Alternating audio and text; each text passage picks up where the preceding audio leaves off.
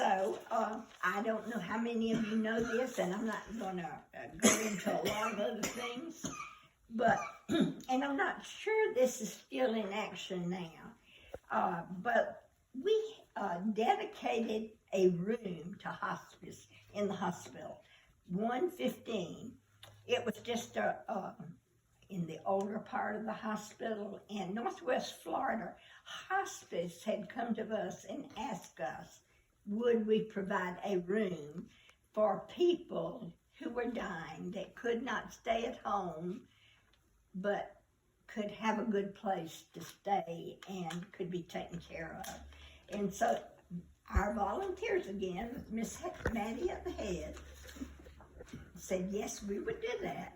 And the administrator said, oh yeah, we'll do that. It'll be a good thing for this community to have a hospice room. Well, I had forgotten, I told Jane, until I looked over this, I have a bunch of these old cutout things that are yellow and brown, and of things that we did do in the hospital, but this room had to be revamped because it wasn't wide enough, the doors wasn't wide enough for a wheelchair to get into the bathroom, and the shower had to be redone, and I had forgotten who all helped with it. I knew the volunteers, the J.D. Bray gave a donation to help with the redoing of the walls. The EREC came and helped us. They sent somebody to help us and gave us money to redo this room.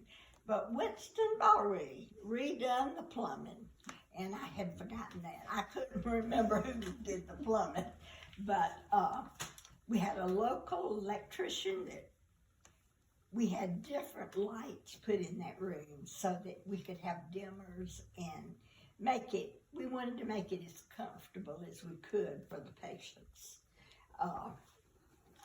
Because this is a end of life thing. You want them to be as comfortable as they can be, and the family too. You want to take care of the family because there might be not a lot that you could do for them, but you can administer to the families. And I didn't mind working there. I didn't want to be there all the time, but I didn't mind working in the hospice room because I felt like that was just such a need. You know, some people just can't deal with things like that at home, and they need a place that can help them to get through it. And well, as all of you know, Dr. Smith came. He made a great impression. He has worked just so hard to keep this hospital afloat. He's brought in, of course, we don't have to worry about physicians anymore because he's got his son, his son-in-law, his nephew, his niece is a pediatrician, or his cousin's a pediatrician. Yeah. And then he's got a son who's a pharmacist. Yeah, at one time, Marion Stewart had a practice here with him, with Dr. Smith. And that was really good to have a pediatrician on board, you know. But he's really done. He is the one person in this community that's just worked and worked and worked to keep this hospital going. That is so, in my opinion, we need it so bad. We need it good, and we have good health care now. Especially since Century and Fomenton closed, right? Yes, yeah. And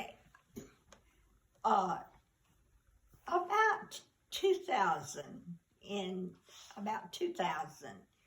I stepped out of the hospital and taken a job that was a grant from the state of Florida, and it was the Rural Health Network.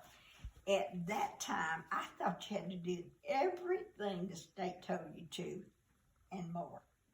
So we did, we had somebody to do. And the staff I had, there wasn't very much money in this grant. So you had to find help, but you couldn't pay them very much. So I went to the seniors Roads of Santa Rosa County. Well, it's a federal funded thing that if there is a senior who doesn't have a job and is low income, you can hire them in a nonprofit organization and they will pay them. They'll pay them minimum wage. So you would be surprised at the good people that I had got to work in my office that worked on this program. We qualified them. We had to go through a lot to qualify. We qualified them. The federal government paid them.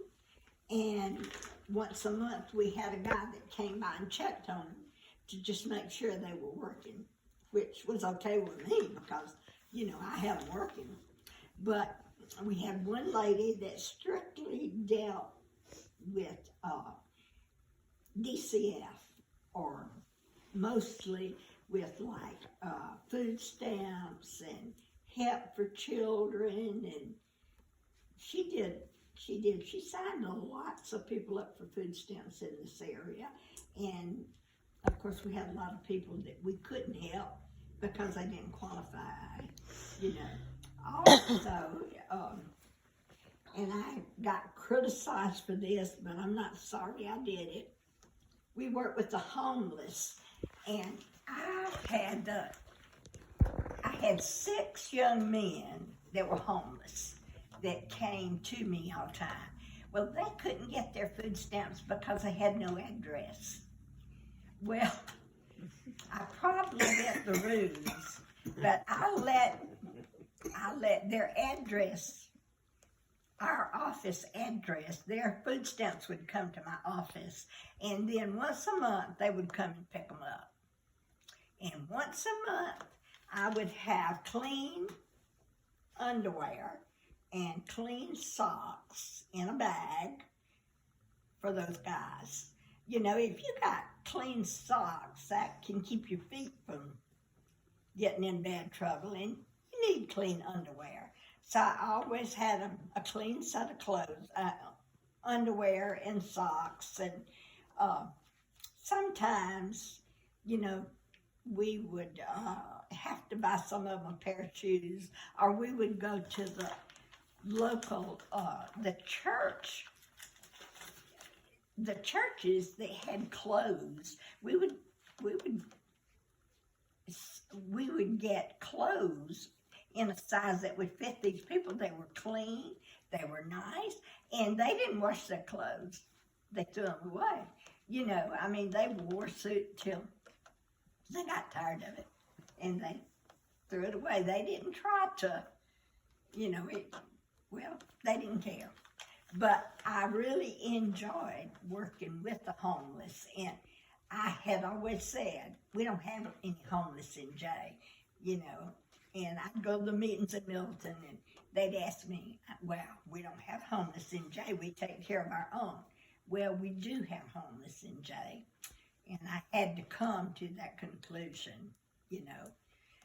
Also, if you had somebody that needed help, any kind of help, we tried to help them, however, whatever they needed. Not anything that was very expensive or anything. Sometimes people just need little things. But I worked in rural health for 20 years, and that's probably I enjoyed the most, because you knew you were helping somebody. You wasn't just coming to work. Are you ready for me to hush?